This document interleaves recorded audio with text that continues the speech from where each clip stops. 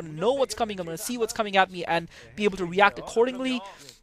Is it that this is just a map destination? It is the make of the map that it's got longer distances. Bisu feels that he'll be able to hold his defense a little bit longer. He can afford to be a little bit slower, getting that he can afford to have the observers out first and not have to put that robotic support base straight away down. And even then, he'll still have the reavers out in time to defend should his opponent come for him.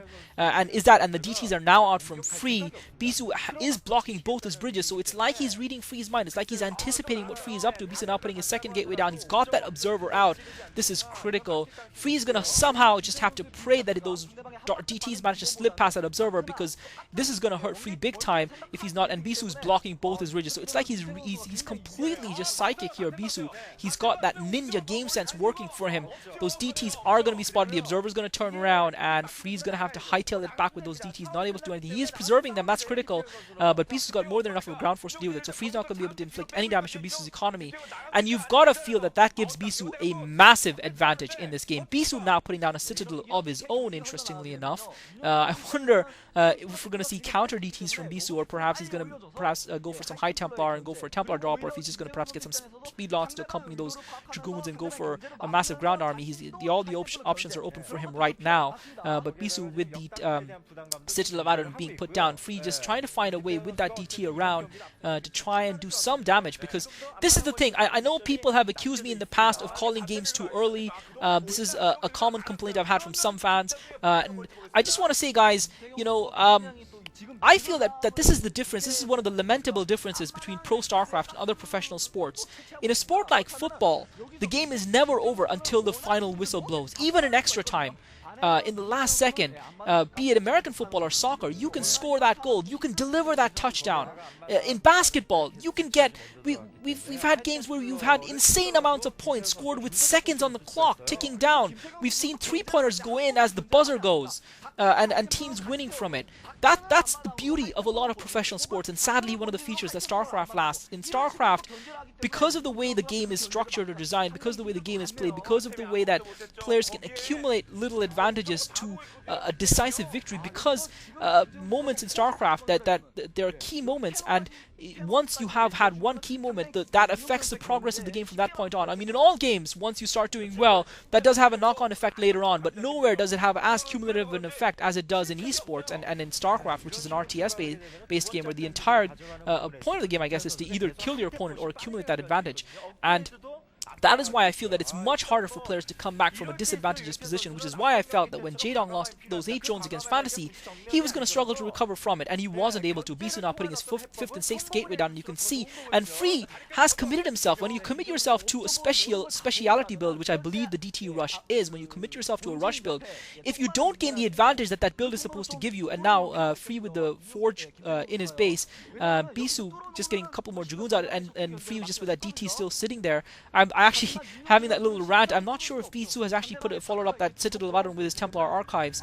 And Bisu with the DTs coming into Free's base. Oh my god, I've been ranting and missed the DTs. Free sees it, and he's forced to pull his probes from his natural expo. It'll be interesting how much damage Bisu can do, but Free has got the observers out, so he should be able to nullify this attack comfortably. I'm sorry guys, I was just so busy in that rant that I completely missed the DTs coming out. Bisu is going to get a few probe kills, but those DTs will be nullified otherwise, because Free has got his observer out as well, so he should be able to. And Bisu gets about 4 kills on that DT, and I think that's going to be the last one he's going to get before he gets taken down. So Bisu continued to cement his advantage, but as I said, once Free had committed himself to that DT rush, if he wasn't going to do any damage to Bisu was always going to be ahead, and these pros at this level of StarCraft, they do not let an advantage like that go. They just don't, and it's virtually impossible in my opinion for players to go. You do see comebacks, and that's why comebacks are so huge in StarCraft when they happen, because they're so rare. And Bisu, for some reason, leaves that DT alive. He brought his Dragoons around, he brought his Zealots out with the Observer, but he then pulls back. I guess he's seen Free coming for that attack. Free realizes that he needs to do something now. He's going to try and catch Bisu off here with his force divided, and Free is going to sneak in with that DT into Bisu's base. However, Bisu does have that photon cannon up, so Free's not going to be able to do any damage. Bisu's also got a photon cannon in his natural expo, and Free trying to catch Bisu's army divided. Bisu's got one half of his army at that expo at the 8 o'clock position, and the main army just outside is natural, but Free just doesn't have enough. Now Free putting the gateways down, Free trying to macro up as well, but Bisu's got a superior macro, superior economy, and again, we talk about comebacks. Free has a potential for a comeback if he can deliver brilliantly, some brilliant micro in that one big fight, then he can come back. But against a player like Bisu, it's going to be incredibly difficult, and Bisu's just trying to polish that last Dark Templar out in his main with a decent sized army, and unfortunately for Free, even though he's got a larger army there outside, because Bisu can afford to take half his army away because he doesn't need his large army to hold those bridges. Free trying to, I guess, trap Bisu in there and perhaps try and gain some sort of advantage that way. Bisu meanwhile has taken that expansion. Remember, at the 7 o'clock position, he has taken that min only there, and Bisu bringing that army around from there. It looks like if Bisu can take these bridges, that should pretty much seal it. And Free pulling back, he's allowing Bisu to take that bridge uncontested. I feel that if Free was going to make a stand, that was the point where he had to make it. And really, Free, with that Templar Archives out for so long, should have tried to get some High Templars out, because those are the kind of units that can swing the game in your favor. Those are the Pele's of this world, the Maradonas, who can score a goal out of nothing and swing the game in your favor. Now the massive attack happening. Bisu rushing in with the Zealots. Free with the Zealots coming in as well. Free has got a decent position here because Bisu took a little bit of time to get all of his forces in play, but Free has lost most of his Zealots and now he's being chased back by Bisu's forces. And Bisu looks like he's probably going to close this game out and force a tiebreaker here. Free with his army whittled down, trying to fight a retreating battle, trying to use those Dragoons to maximum advantage, but Bisu's just got a massive force outnumbering Free. Bisu's just completely outbacked Free here. Bisu's Zealots now closing in upon Free's Dragoons. Free doesn't have any Zealots to defend or stand in front of those Dragoons. He's going to get taken out here.